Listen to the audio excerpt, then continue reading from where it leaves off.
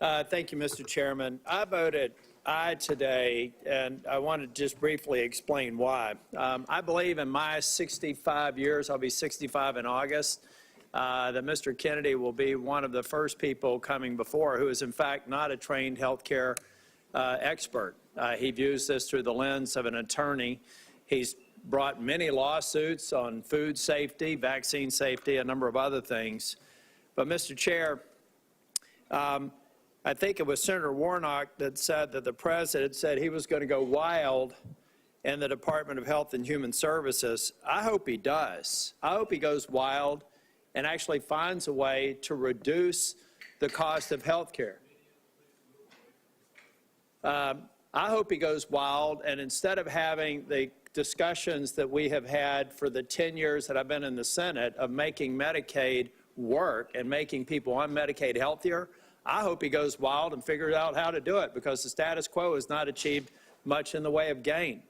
I hope he goes wild on food safety discussions so that we can actually improve our food safety supply. I hope he goes wild on the health care supply chains and, in fact, tries to make sure that drug prices go down instead of bludgeoning pharmaceutical companies, get everybody in the room and make sure that we do this right.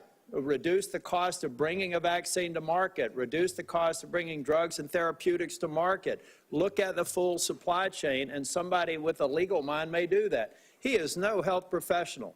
In fact, he's the first, I believe, and since I've been alive, who's not been a healthcare professional in a scientific sense. But he is a professional in terms of carrying this forward and holding people accountable through the courts. And also, Mr. Chair, I'm not going to go much longer, but I had a lot of people call me earlier. I had people from the agriculture industry call me and express concerns, but I'm not aware of any organized, credible group, the Farm Bureau, the Department of Ag Commissioners, or others, who have said that we should vote against Mr. Kennedy. I heard people express their concerns about his pro-choice position. And yet I haven't seen any pro-life organization score this vote or recommend that we should vote against it. I heard him call the NRA a terrorist organization, and yet the NRA is silent on his confirmation. And so I've heard him say that GMOs are a concern. Hopefully we can convince him that not all GMOs are. It's feeding the world. Corn, drought-resistant strains of healthy vegetables will move on. Protein producers were mad about lawsuits were brought against them, but there's been no organized opposition against them. And so maybe it is time to have a different kind of disruptor there. The only way that Senator Kennedy, the only way that Bobby Kennedy and I will get crosswise is if he does actually take a position against the safety of proven vaccines. That will be a problem for me. He answered a very important question to me during the hearing. I asked him specifically if it was his intent to let the scientists of the CDC, the NIH, BARDA, and other organizations to work independently. He said to me under oath that he would. If he fails to do that, that will be a concern for me and something I'll bring up in a future oversight hearing. But, Mr. Chair, we have not made appreciable progress in Medicaid and improving the health of the population on Medicaid.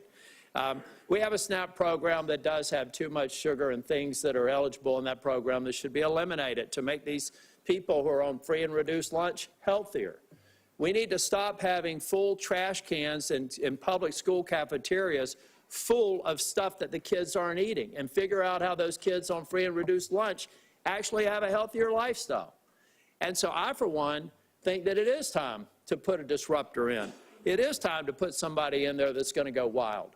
But there are areas where I think that's exactly what we need, and there are areas of health and human services that if you touch the gold standard for the NIH and the CDC, then I'll have a problem with that nominee, and we'll bring that up during oversight.